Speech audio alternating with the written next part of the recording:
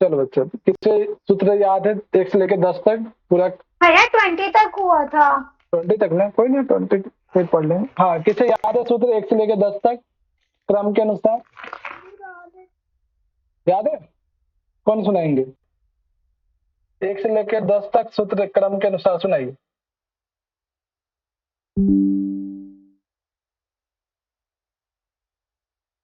हाँ सुनाओ, कौन सुना रहे थे?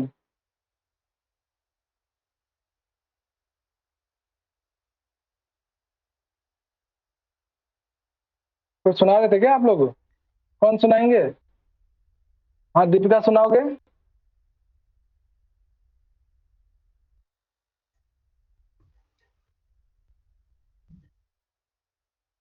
क्या हो गया? हाँ टीला सुनाओगे आप? हेलो, मेरी आवाज आ रही है? हाँ जी भैया, आ रही है आवाज। आ रही है ना? हाँ इला, दीपिका। हाँ छठी को सुनाओ। अथातो ब्रह्म जिज्ञासा जन्मदस्य जतः शास्त्रजनित्यात् तन्तु समन्वयात् इक्षते न अशब्दम् गौणोच्चेत् न आत्मशब्दात् तत्निष्ठस्य मोक्ष उपदेशात् स अप्यात् गति समानात् और श्रुतो तच्च। हाँ श्रुतवाच्च। चलो ठीक है, सब बिल्कुल बढ़िया। और कोई सुनाएंगे? बच्चा लोग कम से कम 1 से लेकर 10 तक सूत्र भैया आप तो सुना दोगे। डिम्पल मैं सुना? हाँ सुना सुजाता। सर, अर्थात ब्रह्म जिज्ञासा जन्म उद्देश्य यतः इक्षते तत्तु समन्वयात् कोई छूट रहा है, कोई छूट रहा है? तत्तु समन्वयात् इक्षते न शब्दम। जी सर। तीसरा क्या बताया था आपने? भैया दी ने 2 सूत्र में मिक्स कर दिए। हाँ ऊपर नीचे कर दिया है सुजाता, ध्यान से देखो। ये आपका पहला हो गया, ठीक है। दूसरा आपका ये हो गया। इसके बाद क्या है बता सुजाता। हाँ सुजाता। शास्त्र अनित्वात् सर। योनित्वात्, हाँ आगे उसके बाद तत्तु समन्वयात्। हाँ तत्व समन्वयवाद, बहुत बढ़िया। इक्षते न अशब्दम। हाँ इक्षते न अशब्दम गौणश्चेत् न अशब्दम। गौणश्चेत् आत्म शब्दात्।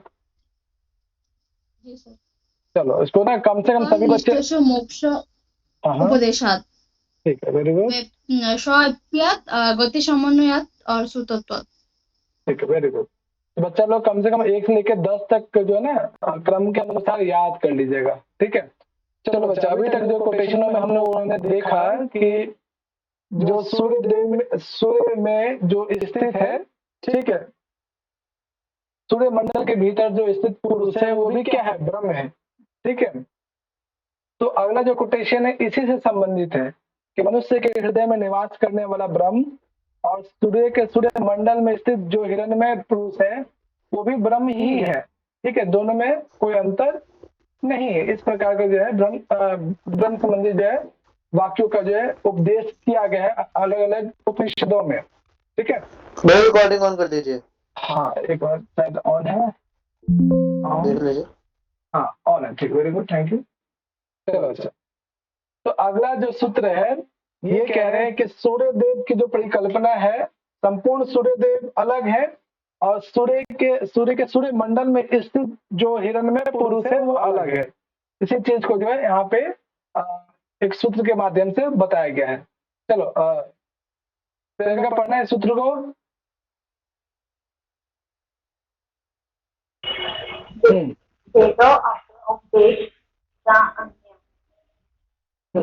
देखो क्या है, भेद उपदेशात च अन्यः।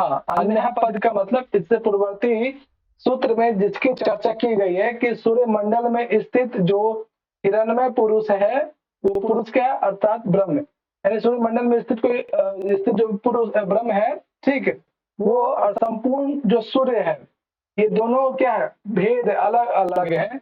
दोनों क्या है? भिन्न है, ठीक है। भेद इन दोनों के बीच में भेद है, ठीक है। इसी चीज को यहाँ पे कहा जा रहा है कि भेद जो है सूर्य के मंडल में स्थित जो हिरण्मय पुरुष है वो संपूर्ण सूर्य के अधिष्ठाता देवता से बिल्कुल अलग है, ठीक है। तो इसमें क्या ध्यान रखने वाली चीजें हैं, एक तो सूत्र ध्यान रखिएगा, ये सूत्र विशेष किस ग्रंथ में वर्णन है। दूसरा, ये जो अन्य पद है, अन्य पद से क्या तात्पर्य है ये ध्यान रखना है, ठीक है। अन्य पद से क्या तात्पर्य बच्चा, क्या बोलोगे संक्षेप में, अगर एक शब्द में बोला जाए तो? पूर्ववर्ती सूत्र। पूर्ववर्ती सूत्र में वो जो ब्रह्म है, यानी एक शब्द में बोला जाए अन्य का मतलब ब्रह्म, ठीक है। अन्य का मतलब यहाँ पे ब्रह्म या फिर सूर्य मंडल में स्थित जो पुरुष है वो ब्रह्म है, ठीक है। ध्यान रखिएगा। इसी से मिलता जुलता कोई सूत्र हमने इस ब्रह्म सूत्र में पढ़ा है क्या? इसी से एग्जैक्ट मिलता जुलता वेदोपदेशाच्च, हाँ, इससे मिलता जुलता कोई सूत्र ब्रह्म सूत्र में? हाँ जी भैया, क्या था, क्या है? 17 हाँ देखो, है ना। और यहाँ पे और वहां पे क्या अंतर है बच्चा? यहाँ 17 नंबर के सूत्र में, हाँ, ठीक है। ये वाला जो है, जो 17 नंबर का सूत्र है वो आनंदमय को सिद्ध करता है, आनंदमय पद को सिद्ध करता है। और दूसरा वाला जो 21 वाला जो सूत्र है वो सूर्य मंडल में स्थित जो पुरुष है वो ब्रह्म को ही सिद्ध करता है, ठीक है। दोनों में अंतर ध्यान रखिएगा, ठीक है। 17 और 21 दोनों में अंतर बस अन्य पद को है। चलो अब बात, इससे पहले हमने बहुत सारी चीजें देखा था कि ब्रह्म जो है प्रकृति क्यों नहीं हो सकता है, या प्रकृति ब्रह्म क्यों नहीं हो सकता है, ठीक है। जीवात्मा ब्रह्म क्यों नहीं हो सकता है, ठीक है। आनंद पद ब्रह्म के लिए ही क्यों उचित है, प्रकृति के लिए या फिर जीवात्मा के लिए क्यों नहीं हो सकता है। सत्य पद जो है सिर्फ और सिर्फ ब्रह्म के लिए ही प्रयोग किया जा सकता है, किसी अन्य चीज के लिए क्यों नहीं हो सकता है। तो उसी प्रकार से आकाश शब्द भी जो है कि वो अपने से भिन्न यानी जड़ प्रकृति या जीवात्मा के लिए नहीं हो सकता है। आकाश शब्द भी जो है परमात्मा का ही वाचक है, ठीक है। जहां जहां मंत्रों में आकाश शब्द से सृष्टि का, चलो एक क्वेश्चन है आप लोगों से, आकाश, सूक्ष्म आकाश से किस ग्रंथ में आपने पढ़ा है कि सूक्ष्म आकाश संपूर्ण सृष्टि का संपूर्ण सृष्टि का निर्माण हुआ है? किस ग्रंथ में? वेदांत, है ना। और वहाँ पे ना, वहाँ पर जो वेदांसार में जो प्रमाण दिया गया है वो दिया गया है तैत्तिरीय उपनिषद। हाँ, मतलब वहाँ पर क्या गया कि उस आत्मा से आकाश उत्पन्न हुआ, तो इस प्रकार से वहाँ पे तैत्तिरीय उपनिषद का प्रमाण है। तो इसका मतलब आकाश पद किसके लिए, किसका वाचक होगा? जड़ प्रकृति के लिए, जीवात्मा के लिए या ब्रह्म के लिए? ब्रह्म के लिए, ठीक है। चलो ये सूत्र यहाँ पे कहा जा रहा है कि आकाशः तत्लिंगात्, यानी लिंग का मतलब क्या होता है? चिन्ह, पहचान, वाचक, ठीक है। आकाश पद जो है सिर्फ और सिर्फ परम ब्रह्म परमात्मा का ही वाचक हो सकता है। इसके बहुत सारे एग्जाम्पल आपको अलग अलग मंत्रों में दिखाई देता है जो उस ब्रह्म के लिए प्रयोग किया जाता है। अब ये सूत्र में कैसे क्वेश्चन पूछा जा सकता है, ये कोटेशन आपको दे दिया जाए, ठीक है। पूछा जाए कि जो है किस ग्रंथ विशेष में वर्णन है या इस सूत्र के द्वारा किसकी सिद्धि हो रही है। ऑप्शन में अग्नि हो, वहनी हो, ब्रह्म हो, ठीक है, या प्राज्य हो, या जीव हो, या तेजस हो, ठीक है। तो क्या आंसर लगेगा, क्या बताओगे बच्चा, बताओ। हाँ बच्चा, ब्रह्म, आकाश, ठीक है। ब्रह्म। तो आकाश शब्द जैसे आपने आनंद शब्द देखा, आकाश पद देखा, सत्य पद देखा, ये सब ब्रह्म, या फिर प्रणव पद भी देखा, या प्राण पद भी देखोगे आगे चल के कि या फिर आपने देखा होगा कि ब्रह्म के लिए क्या क्या विशेषताएं प्रयोग की जाती है, वो सब हम लोगों ने डिस्कशन इसमें देखा। मैं ऐसा कुछ वेद मंत्र भी है, मुझे याद आ रहा है, ऐसा वेद मंत्र भी है, ओम हम ब्रह्म करके। बिल्कुल बिल्कुल बिल्कुल, ठीक है। अगला है कि क्या प्राण शब्द ब्रह्म का वाचक हो सकता है, ठीक है। तो आपने बहुत सारे छांदोग्य उपनिषद वगैरह पढ़ा होगा, या फिर तैत्तिरीय उपनिषद में भी एक जगह आता है कि अन्नम ब्रह्म या प्राण एवं ब्रह्म, इस तरह से आपने सूत्र विशेष में पढ़ा भी होगा। तो अगला जो सूत्र है कि आता है एवं प्राण, कि वो जो है प्राण शब्द भी जो है ब्रह्म का ही वाचक है, ठीक है।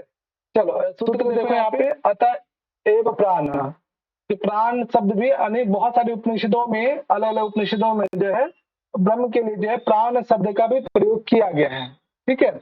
तो ये कोटेशन भी ध्यान रखना है कि प्राण शब्द जो है अब ब्रह्म का ही वाचक है, जैसे आकाश शब्द या फिर आनंदमय पद या फिर इस आनंदमय पद से पहले सत्य पद हमने देखा।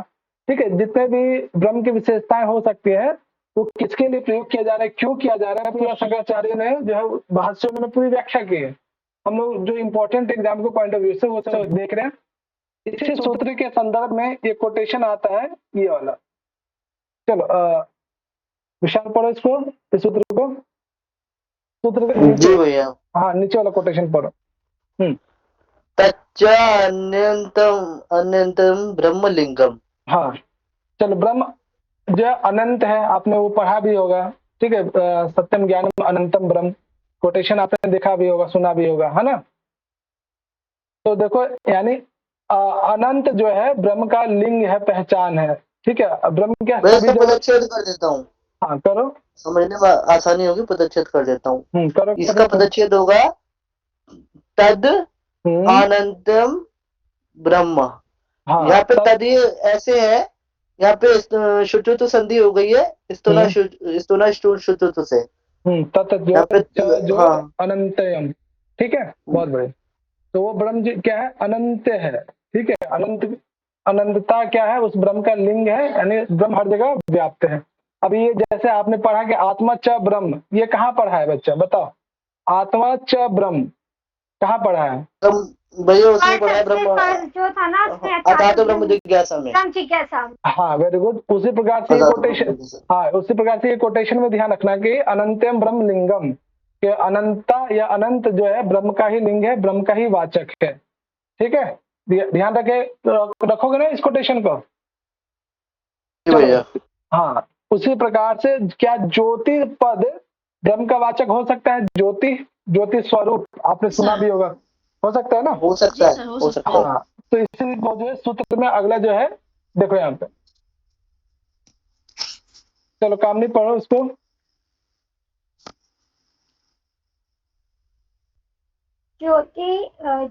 ज्योति ईश्वर ना ईश्वर ईश्वर का है, ईश्वर का है, ईश्वर का, ईश्वर का है, ध्यान से ज्योतिष चरणाभिधानात्।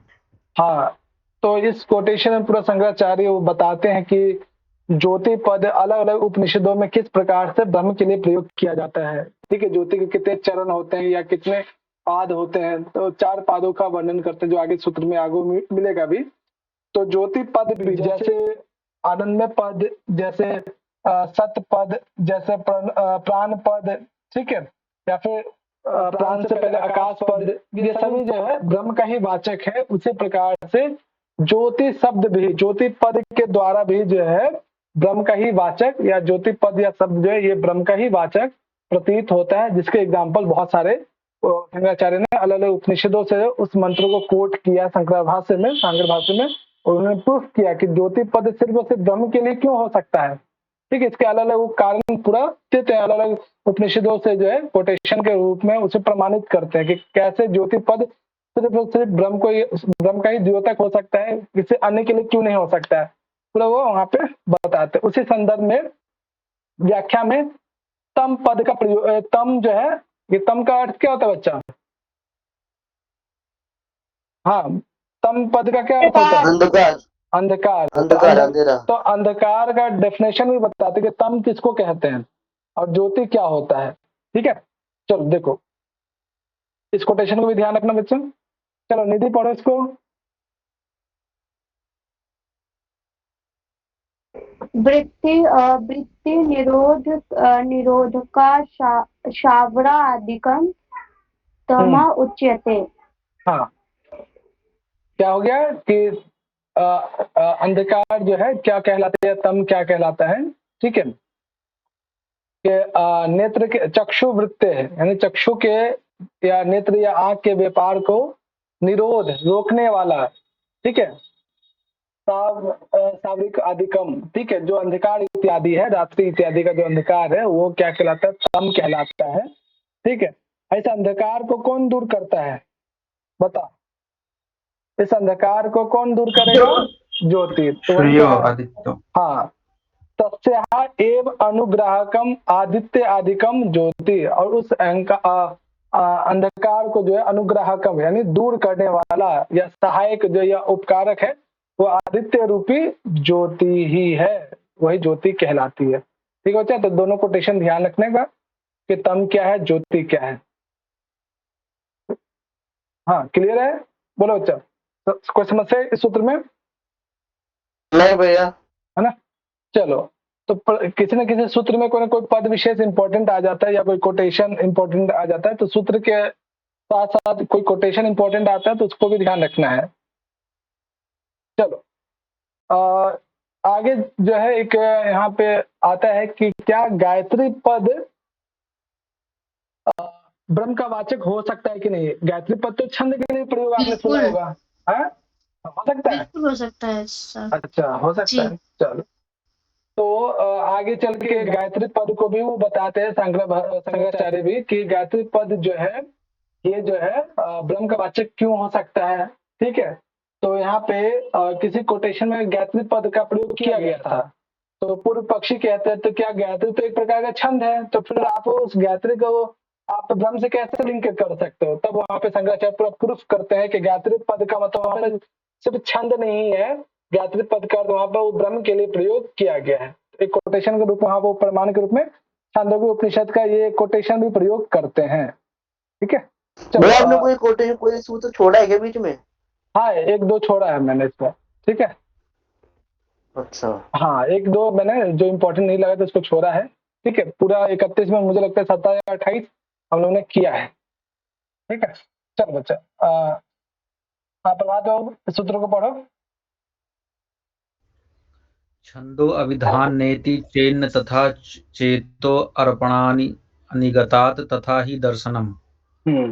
अब कोई कह दे कि गायत्री छंद का प्रयोग जो है ब्रह्म के लिए नहीं है, या गायत्री शब्द किसी मंत्र विशेष में छंदो विधानात न इति चेतना तथा, ठीक है, यदि कोई आक्षेप लगाता है कि गायत्री छंद का कथन होने के कारण क्या वो ब्रह्म से संबंधित हो सकता है या नहीं, या वो ब्रह्म के लिए वाचक नहीं हो सकता, तो ये बिल्कुल क्या है, गलत है। वो जो है कथन सही नहीं है, क्योंकि बहुत सारे ऐसे कोटेशन है जहाँ पे गायत्री पद जो है वो छंद के रूप में ना प्रयोग होकर उस ब्रह्म के लिए ही प्रयोग हुआ है। जैसे एक एग्जाम्पल के तौर में छांदोग्य उपनिषद में जो है 2.12.1 में प्राप्त होता है कि गायत्री वा इदम सर्वम भूतम यद इदम किंचा। क्या भाव है बच्चा इसका, यहाँ पे क्या मतलब निकल रहा है इसका, इदम सर्वम भूतम यद इदम किंचा, इससे मिलता जुलता आपने सूत्र भी ये कोटेशन पढ़ा है, इदम सर्वम भूतम यद इदम किंच, याद आ रहा है कहाँ पे पढ़ा है? इससे मिलता जुलता आपने कोटेशन कहाँ पढ़ा है? ये लास्ट वाला गायत्री पद को हटा दिया जाए, इससे मिलता जुलता चीजें कहाँ आपने पढ़ा है?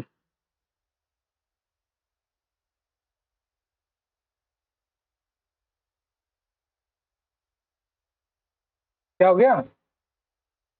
इदम सर्वम भूतम यद इदम किंच। हाँ बच्चा, कोई नहीं बताओगे आप लोगों को? उपनिषद सर। हाँ तो इतना सोचना किया है। तो जैसे यहाँ पे छांदोग्य उपनिषद में गायत्री पद को देखकर यहाँ पे ये कोई अंदेशा ना करे कि गायत्री पद यहाँ पे छंद के रूप में प्रयोग है, ऐसा गलत है। ठीक है, यहाँ पे गायत्री पद का मतलब है ब्रह्म के लिए प्रयोग किया गया है। ठीक है, तो ऐसे ही करके बहुत से अलग अलग उपनिषदों से जो है कोटेशन को लेकर प्रूव करते हैं कि गायत्री पद भी जो है छंद के रूप में ना प्रयोग होकर उस ब्रह्म के लिए प्रयोग किया जाता है। और ऐसा जो है बहुत जगह जो है तथा ही दर्शनम, और ये जो है इसके एग्जाम्पल बहुत जगह देखा जा सकता है। ऐसा नहीं कि सिर्फ एक जगह यहाँ प्राप्त होता है कि गायत्री पद जो है ब्रह्म के लिए प्राप्त हो। ठीक है, सिर्फ एक ही जगह प्राप्त नहीं होता, ऐसे बहुत सारे जो है इसका जो है दर्शन या फिर ऐसे दिखाई देता है हमें अलग अलग उपनिषदों में भी, कि जहाँ पे गायत्री पद जो है छंद के रूप में प्रयोग न होकर उस ब्रह्म के वाचक के रूप में प्रयोग किया जाता है। ठीक है बच्चा, अब इसमें क्या क्या क्वेश्चन बन सकता है, ये कोटेशन आपको दे दिया जाए पूरा। ठीक है, तो आपसे पूछा जाए कि ये कोटेशन किस ग्रंथ में है, एक ये। दूसरा पूरा कोटेशन देकर आपसे पूछा जाए कि यहाँ पे छंद का मतलब कौन सा छंद, किस छंद की बात की जा रही है, तो कौन से छंद की बात की जा रही है। ऑप्शन में गायत्री, अनुष्टुप, तिष्टुप, जगती इत्यादि हो, क्या बताओगे? गायत्री। हाँ ठीक है, तो ये कोटेशन ब्रह्म के विषय में वर्णन करता है। क्या वर्णन करता है कि गायत्री छंद, किसी कोटेशन में गायत्री पद का प्रयोग है तो जरूरी नहीं कि वो गायत्री छंद के विषय में ही प्रयोग हो, वो ब्रह्म के अर्थ में भी प्रयोग हो सकता है, और शंकराचार्य इसको प्रूव भी करते हैं कि ज्ञातृ पद ब्रह्म के लिए ही प्रयोग होता है, किसी कोटेशन में यदि प्रयोग किया जाता है तो। ठीक है बच्चा, इसी प्रकार से अगला जो है चलो बच्चा, अब यहाँ पे इसी सूत्र को प्रूफ करने के लिए एक और सूत्र का प्रयोग करते हैं आगे चल के, एक 1.1.26 में। चलो इला, ये 1.1.26 का क्या मतलब है?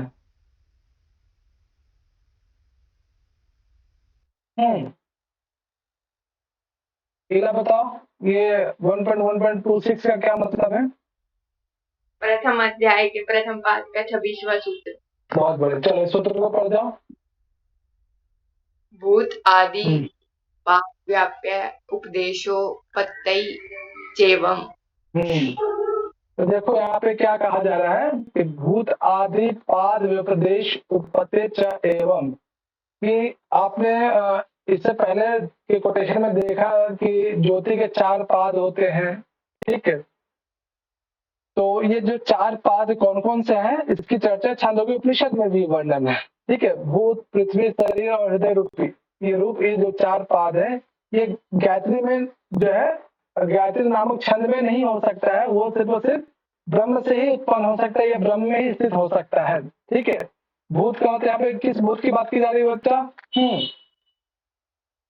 प्राणियों की, जीवित प्राणियों की। हाँ, प्राणियों की, वेरी गुड, ठीक है। ये सभी जो है किसी गायत्री छंद में नहीं हो सकता है, ठीक है। वो ब्रह्म के लिए ही या ब्रह्म में ही स्थित हो सकता है। भूत, पृथ्वी, शरीर और हृदय रूप, ये जो है 4 जो पाद है, जिसके 14 छंदोग्य उपनिषद में है, यह सिर्फ और सिर्फ जो है ब्रह्म में ही हो सकता है, गायत्री नामक छंद में नहीं हो सकता है। इसलिए गायत्री पद जो है ब्रह्म का वाचक हो सकता है, ठीक, क्योंकि जो भूत आदि जो 4 पाद बताया गया है वो ब्रह्म से ही उत्पन्न हो सकता है, गायत्री नामक छंद से नहीं। इसलिए अब कह सकते हैं कि गायत्री जो पद है वो ब्रह्म के ही बोधक है, ब्रह्म से किसी अन्य का बोधक नहीं है। तो ये कोटेशन देकर आपसे पूछा जाए, ये कोटेशन जो है इससे मिलता जुलता भी आपने कोटेशन पढ़ा है?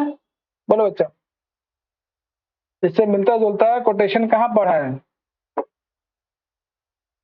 भैया अभी पढ़ा था 2 सूत्र पहले, पढ़ा ना? ऊपर वाले भूत आदि उपदेशात। वेरी गुड, ठीक है, ध्यान रखिएगा। चलो 17वां सूत्र था शायद, 17वां और हाँ 17वां था। चलो देखो अच्छा अगला, चलो आपने जस्ट देखा कि प्राण शब्द भी जो है किसका वाचक है बच्चा? प्राण शब्द किसका वाचक? ब्रह्म का। तो वही है कि प्राण तथा अनुगमात, कि प्राण शब्द भी जो ब्रह्म का ही वाचक है, जिसके विषय में तथा अनुगमात बहुत पहले भी हम लोगों ने अलग अलग कोटेशन के फॉर्म में, ठीक है, अलग अलग उपनिषदों के फॉर्म में हमने ब्रह्म के लिए जो प्राण शब्द का भी प्रयोग हमने देखा है। उसी चीज को यहाँ पे कहा गया कि प्राण तथा अनुगमात, अनेक प्रकार के उपनिषदों में जो प्राण शब्द जो ब्रह्म का ही वाचक है। चलो ये इस कोटेशन से मिलता जुलता क्या पढ़ा है? प्राण शब्द ब्रह्म का ही वाचक है, ये ऐसा कोटेशन, उस कोटेशन का क्या नाम है? 3 पद में प्राण, हाँ अतः प्राण है। प्राण सर, बहुत सुंदर, बहुत सुंदर। देखो कितना सिंपल लग रहा है। शुरुआत में थोड़ा सा लगता है कि हाँ क्लिष्ट लग रहा है, लेकिन धीरे धीरे आगे चलते चलते जो है वो हो जाता है। तो एक पूर्व पक्षी ये कहता है कि इंद्र के लिए भी तो प्राण शब्द का प्रयोग होता है, तो क्या इंद्रदेव ब्रह्म है क्या? ठीक है, आगे जो है 29वें नंबर सूत्र में कहते हैं कि इंद्रदेव में भी अपने लिए प्राण शब्द का वो प्रयोग करते हैं, तो क्या इंद्रदेव ब्रह्म हो सकते हैं? तब जाके शंकराचार्य कहते हैं कि नहीं, इंद्रदेव कभी ब्रह्म नहीं हो सकते हैं, क्योंकि इंद्रदेव आदि दैविक है और ब्रह्म का जो विषय है वो आदि भौतिक आध्यात्मिक है। तो कभी भी जो प्राण शब्द जो है इंद्र देवता के लिए जो है, ठीक है, प्रयोग नहीं हो सकता। प्राण